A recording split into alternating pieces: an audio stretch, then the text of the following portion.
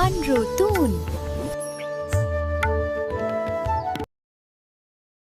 यह कहानी शुरू होती है उत्तर प्रदेश के हनुमानपुर गांव से।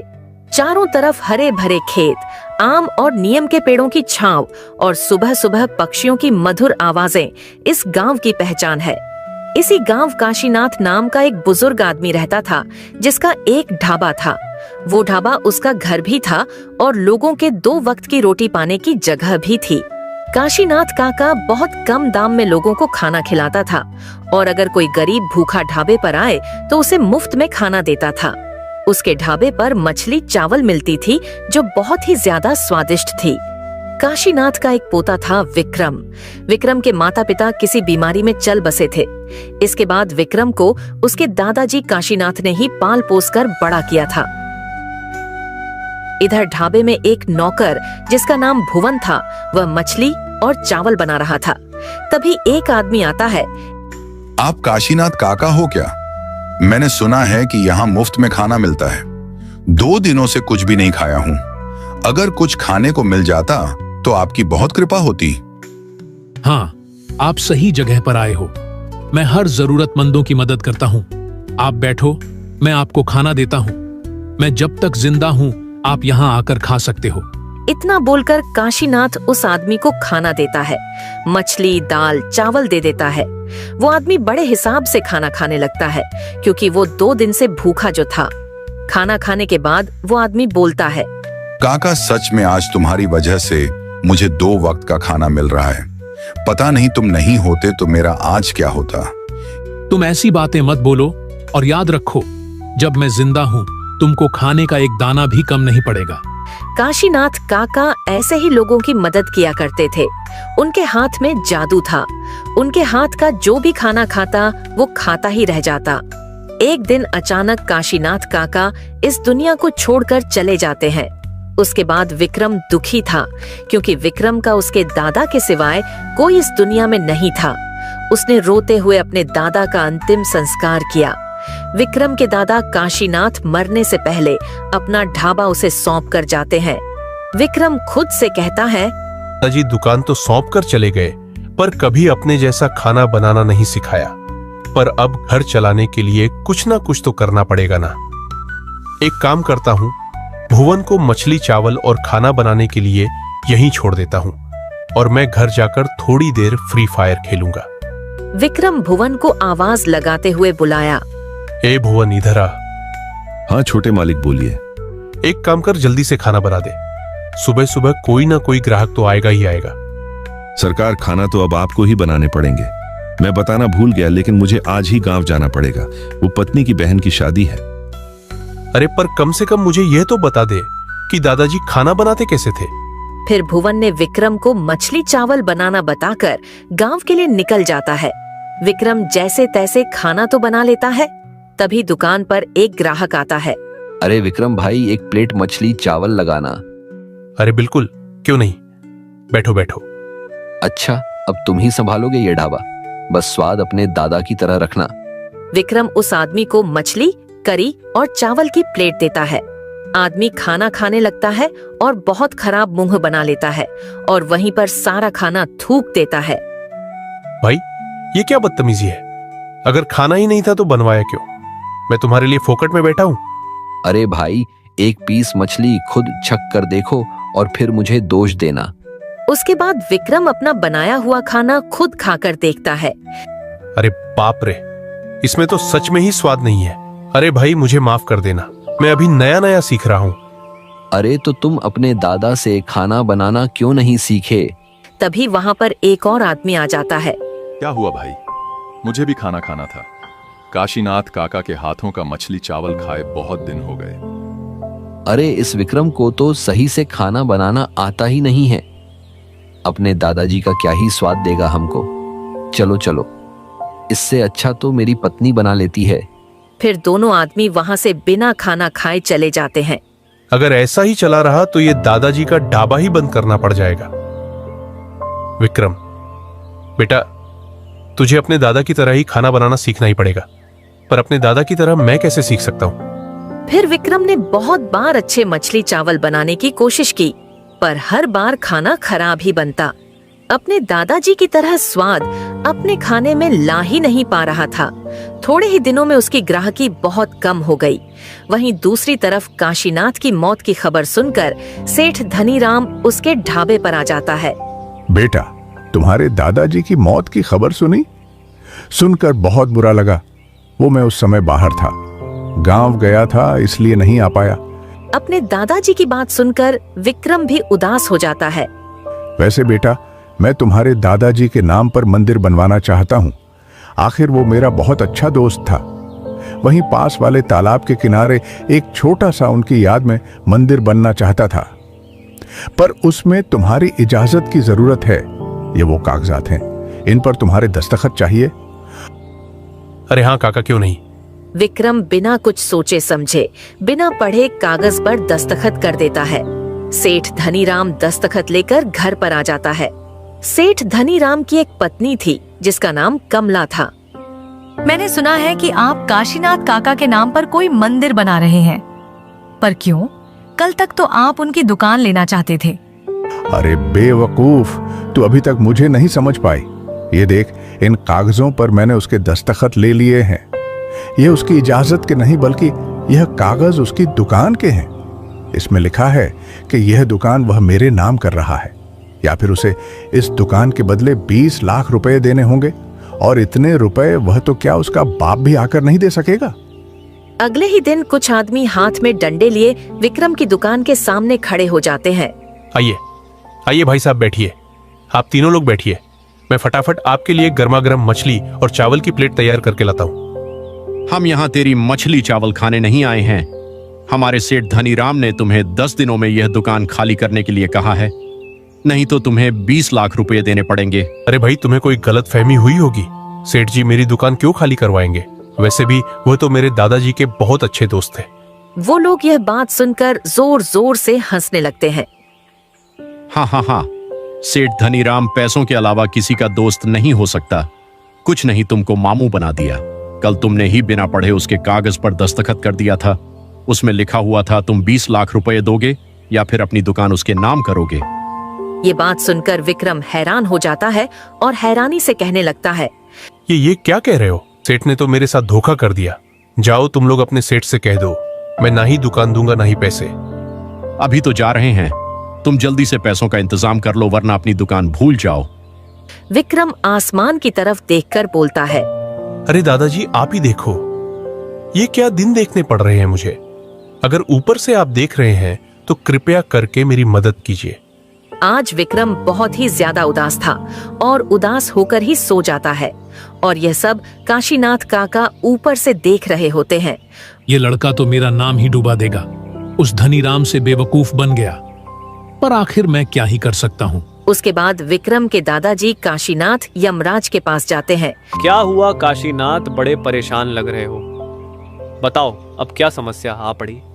मैं परेशान ना होऊं तो क्या करूं? उधर धरती पर मेरा पोता ना उसे खाना बनाना आ रहा है, और ऊपर से इतना बेवकूफ है कि उसे सेठ धनीराम बेवकूफ बनाकर दुकान ही अपने नाम करवा ले रहा है। और आप ही बताओ, अब परेशान ना होऊं तो क्या करूं? अब मैं तुम्हारी कैसे मदद कर सकता हूं, बताओ। यमराज जी, ज्यादा कुछ नहीं, बस आप मुझे थोड़े दिन के लिए धरती पर जाने की इजाजत दे दीजिए। मैं अपना ढाबा बचाकर जल्दी ऊपर आ जाऊंगा। ये नियम के विरुद्ध है काशीनाथ जी, मैं आपकी इसमें कोई मदद नहीं कर सकता। क्या नियम के विरुद्ध है? और आप जो लोगों को समय से पहले ही उठा लेते हो, तब आपका नियम कहां जाता है? मैं अभी ब्रह्मादेव के पास जाकर आपकी सारी करतूतों के बारे में बताता हूं कि आप कितनी गलती करते हैं। अरे अरे, तुम तो बुरा मान गए काशीनाथ, वो तो मैं बस ऐसे ही मजाक कर रहा था। अच्छा, तो इजाजत देते हो कि नहीं? नहीं तो मैं अभी सब कुछ बता दूंगा। ठीक है, लेकिन तुम जैसे ही अपनी दुकान बचा लोगे तुम्हें वापस ऊपर आना होगा। ठीक है, मैं अपना काम करके जल्दी आ जाऊंगा। फिर धरती पर बहुत ही ज्यादा तेज हवा चलने लगती है। इधर विक्रम सो रहा था, तभी जोर से हवा चलने की आवाज से वह उठ जाता है। विक्रम को पास में ही कोई आदमी दिखाई देता है। अरे भाई, कौन हो तुम? अंदर कैसे आ गए? अभी विक्रम उसके पास जाता है। विक्रम के दादाजी विक्रम की तरफ देखते हुए हंसने लगते हैं। विक्रम डरते हुए चिल्लाता है, भू भू भूत, भूत, दादाजी का भूत। अबे बुड़बक, आंखें खोल, कोई सपना नहीं है। मैं सच में तेरे सामने खड़ा हूं। क्या? पर ये कैसे हो सकता है? आपको तो मरे हुए 3 महीने हो गए और आप यहाँ? अरे बेवकूफ, मुझे यहाँ तेरी ही बेवकूफी की वजह से आना पड़ा। मैंने तेरा नाम बड़े नाज से रखा ताकि तू मेरा नाम रोशन कर सके, पर तू तो अभी तक अच्छा खाना बनाना नहीं सीख पाया। और दूसरा यह है कि तूने हमारी दुकान उस धनीराम के हवाले कर दी। बचपन में पढ़ लिख लेता तो आज ये नौबत नहीं आती। मैं तो तेरे बाप को बेवकूफ समझता था, पर तू तो उससे भी बड़ा गधा निकला। हाँ दादाजी, मुझे भी थोड़ी देर पहले इस बात का एहसास हुआ, पर उसने मुझे उसकी बातों में इस तरह फंसाया कि मैं समझ ही नहीं पाया कि वह मुझे धोखा दे रहा है। और अब उसने मुझे 10 दिन का समय दिया है। अब आप ही बताइए कि 10 दिन में मैं उसे 20 लाख रुपए कहां से ला कर दूं? मैंने सुना है कि वह और लोगों की भी जमीन हड़प लिया है। वो सब जमीनों को एक व्यापारी को बेचकर यहां पर एक बड़ा मॉल खोलने की फिराक में है। अरे हाँ, मुझे सब पता है। मैं ऊपर से ये सब देख रहा था, इसीलिए तो मैं यहाँ पर आया हूँ। पर सबसे पहले तो मैं तुझे मछली करी बनाना सिखाऊंगा। बेवकूफ, तुझे खाना बनाना भी नहीं आता। तूने तो मेरा नाम मिट्टी में मिला दिया। अगले दिन काशीनाथ अपने जादू से सारा खाना बना देता है। उनकी दुकान के सामने से एक आदमी गुजरता है और खुशबू सूंघकर दुकान पर रुक जाता है। यही 1 साल पुरानी तेरे दादा के हाथ के खाने की खुशबू आ रही है। मैं पहले भी तुम्हारे दादाजी के ढाबे पर आया था, उन्होंने मुझे मुफ्त में ही खाना खिलाया था। आज भी वही खुशबू आ रही है। मेरे लिए 1 प्लेट लगा दो। काशीनाथ अदृश्य रहकर विक्रम से बोलता है, इससे पैसे मत लेना, इसे 1 प्लेट खाना दे दे, बेचारा बहुत गरीब है। उसके बाद विक्रम उस आदमी को 1 प्लेट खाना दे देता है। अरे वाह, पहले जैसा ही तुम्हारे दादा के हाथों का ही स्वाद है। तुम भी पूरे अपने दादा की तरह ही खाना बनाना सीख गए हो। उस आदमी की बातें सुनकर उसकी दुकान पर भीड़ लग जाती है। सभी को वापस से वही स्वाद मिलने के कारण लोग बड़े मजे से खाने लगते हैं। देखते ही देखते उसका सारा खाना बिक जाता है। अरे वाह दादाजी, आपकी वजह से आज मेरी कितनी ज्यादा कमाई हुई है। ऐसे ही चलता रहे तो बहुत जल्दी ही बहुत सारे पैसे कमा लूंगा। पर इतने कम समय में 20 लाख रुपए कैसे जमा कर पाऊंगा? अरे तू क्यों फिक्र करता है, तेरा दादा है ना। अरे क्या दादा है? दादा है कर रहे हो? आप मेरे लिए कोई सोने चांदी का घड़ा गाड़ कर गए थे क्या, जो कहते हो कि दादा है दादा है? तभी गांव में एक गाड़ी आती है और लाउडस्पीकर पर घोषणा होती है, सुनो सुनो सुनो, इस 27 तारीख को गांव में खाना पकाने की एक बहुत बड़ी प्रतियोगिता रखी गई है। उसमें जो भी जीतेगा उसे पूरे 1 लाख रुपए मिलेंगे। ये ले विक्रम, पैसे का बंदोबस्त तो हो ही गया। इस कंपटीशन में अब हम भी भाग लेंगे। वहां पर तू मेरा फेमस मछली चावल बनाना। अरे वाह, अगर मैं इस कंपटीशन में जीत गया तो मैं अपनी दुकान बचा सकता हूँ। अरे उसके बाद 27 तारीख को दोनों ही दादा पोते उसी कंपटीशन में पहुंच जाते हैं। इस कंपटीशन में सेठ धनीराम भी मौजूद होता है। सेठ धनीराम मन ही मन बोलता है, यहाँ भी आ गया, अपनी दुकान बचाने के लिए इस कंपटीशन में भाग ले रहा है। पर मैं भी देखता हूँ कि यह कैसे जीतता है। दादाजी, जल्दी जल्दी जादू करो और मेरी जगह तुम ही सारा खाना बना दो। नहीं, यह गलत है। कंपटीशन में भाग तूने लिया है, और वैसे भी मैं यहाँ तेरी मदद करने आया हूँ, तेरी जगह खाना बनाने नहीं। हाँ, पर मैं तुम्हें बता जरूर सकता हूँ कि किस तरह तुम्हें मछली चावल बनाना है। बाकी मेहनत तो तुम्हें ही करनी पड़ेगी। ठीक है, आपके जैसा बनाने की पूरी कोशिश करूंगा। उसके बाद विक्रम अपने दादा के बताए अनुसार बहुत ही स्वादिष्ट मछली करी और चावल बना देता है। अरे दादाजी, मैं जरा वॉशरूम होकर आया, आप देखते रहिएगा। विक्रम के जाते ही धनीराम कंपटीशन में विक्रम को हराने के लिए वहां आकर उसके खाने में बहुत ही ज्यादा मिर्ची डाल देता है।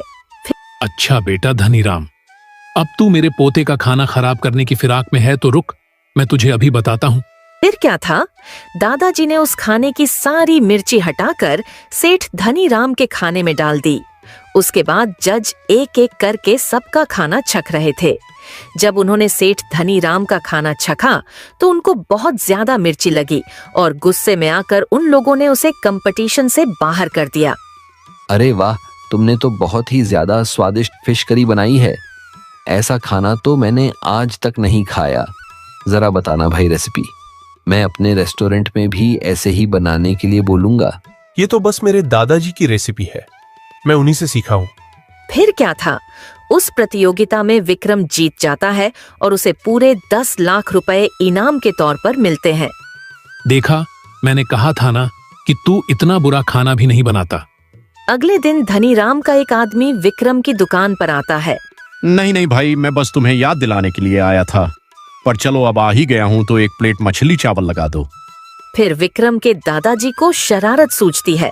विक्रम उस आदमी के लिए एक प्लेट मछली और चावल लाता है और दादाजी उसमें जादू से ढेरों मिर्ची रख देते हैं।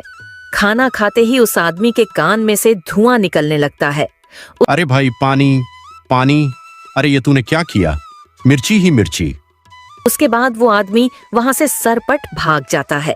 अगले दिन धनीराम उस शहर के व्यापारी से मिलता है और वहां पर दादाजी भी पहुंच जाते हैं। धनीराम उस व्यापारी को सारी जमीन के कागजात देता है। यह लीजिए सर, यह गांव की जमीन के पेपर्स हैं। अब आप बेफिक्र होकर यहाँ मॉल बनाइए। मैं यह सारी जमीन इस व्यापारी को दे दूंगा और किसानों से और दुकानदारों से पैसे लेकर उन्हें उनकी दुकान और जमीन भी वापस नहीं करूंगा। मेरी तो चांदी ही चांदी है। तभी दादाजी अपने जादू से पेपर की लिखाई बदल देते हैं। व्यापारी कागज पढ़कर बोला, अरे वाह धनीराम, तुम तो मेरे मॉल के लिए अपनी सारी जमीन मुझे दान कर रहे हो। लाला हक्का बक्का रह जाता है और पेपर छीन कर पढ़ता है और फिर सारे पेपर देखता है तो सभी में यही लिखा होता है। दादाजी अपने जादू से सभी पेपर्स में ऐसा ही लिख देते हैं, मेरा नाम है धनीराम और मुझे पैसों के अलावा किसी और से प्यार नहीं है। मेरी मति मारी गई है जो मैं तुम्हें अपनी जमीन मॉल बनाने के लिए दूंगा। जाओ जाओ, मुझे कोई जमीन नहीं देनी। और यह सुनकर व्यापारी वहां से चला जाता है। ये कैसे हो सकता है? मैंने तो किसानों के और दुकानदारों के पेपर्स रखे थे। ऐसा कैसे हो सकता है? फिर दादाजी उसको अदृश्य रहकर डंडे से मारने लगते हैं। अरे अरे रे रे रे, अरे ये कौन है? मुझे क्यों मार रहा है? अरे मुझे क्यों मार रहे हो? अरे भूत! अब पैसों के लिए किसी को परेशान करेगा? हैं? बोल बोल, अब किसी और को पैसों के लिए परेशान करेगा? अरे नहीं नहीं नहीं नहीं नहीं भाई, भाई कौन हो तुम? मुझे माफ कर दो। मैं कभी भी किसी को भी पैसों के लिए परेशान नहीं करूंगा। अब अगर किसी को परेशान किया तो अंजाम इससे भी ज्यादा बुरा होगा, समझा? और इधर विक्रम बहुत ही ज्यादा परेशान था। अरे क्या हुआ, तुम इतना परेशान क्यों लग रहे हो? अरे दादाजी, अब क्या ही बोलूं। आखिरी बार अपने ढाबे को देख लेता हूं, उसके बाद तो सेठ धनीराम ये दुकान ले ही जाएगा। तभी सेठ धनीराम उनकी दुकान पर पहुंचता है। उसकी हालत बहुत खराब थी। अरे क्या हुआ आपको? आपकी हालत ऐसी कैसे है? अरे मुझे माफ कर दो, तुम्हारे साथ बहुत गलत किया है, उसी की वजह से आज मेरी हालत ऐसी है। मुझे माफ कर दो। विक्रम को समझ आ जाता है कि यह सब उसके दादाजी की करामात है। ठीक है, पर आगे से किसी को भी परेशान मत करना। देख लिया ना, बुराई का अंजाम बुरा ही होता है।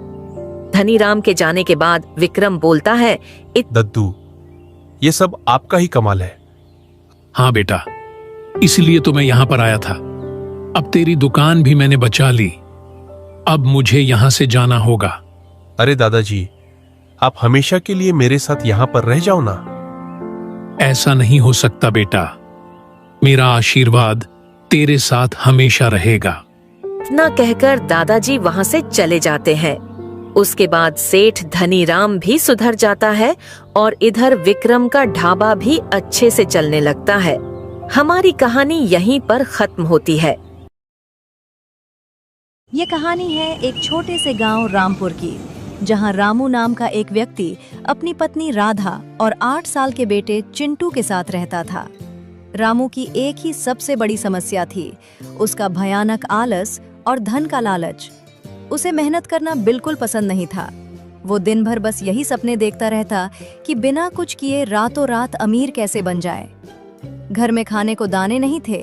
पत्नी दूसरों के खेतों में काम करके घर चलाती थी, लेकिन रामू के कानों पर जूं तक नहीं रेंगती थी। कब तक ऐसे ही खटिया तोड़ते रहोगे रामू? घर में बच्चा भूख से रो रहा है। कोई काम धंधा क्यों नहीं करते? सपने देखने से पेट नहीं बढ़ता। अरे भगवान, तू क्यों मेरा दिमाग खाती है? ये 2 कौड़ी की मजदूरी करना रामू के बस का नहीं है। तू देखना, एक दिन मैं ऐसा दांव मारूंगा कि हम दोनों महलों में राज करेंगे, सोने की थाली में खाएंगे। निराश होकर सिर पीट लेती है। एक दिन राधा की तबीयत बहुत खराब थी, इसलिए उसने रामू को जबरदस्ती धकेलकर अपनी कुछ बकरियां चराने के लिए जंगल भेज दिया। रामू बड़बड़ाता हुआ बेमन से बकरियां लेकर जंगल की ओर निकल पड़ा। दोपहर का समय था, सूरज आग उगल रहा था। रामू एक पेड़ की छांव में लेटकर सोने की तैयारी कर ही रहा था कि तभी उसे एक कराहने की आवाज सुनाई दी। उसने उठकर देखा तो कंटीली झाड़ियों के पास एक तांत्रिक अधमरी हालत में पड़ा था। उसके होंठ सूखकर पपड़ी बन गए थे।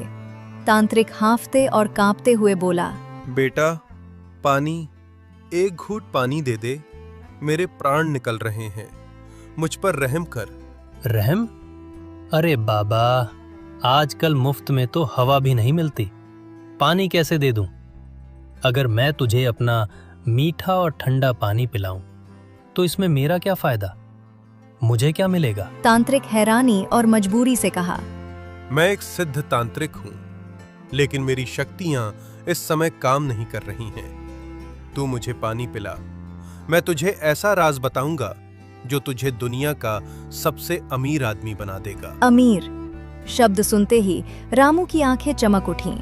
उसने तुरंत तांत्रिक के मुंह से पानी की बोतल लगा दी।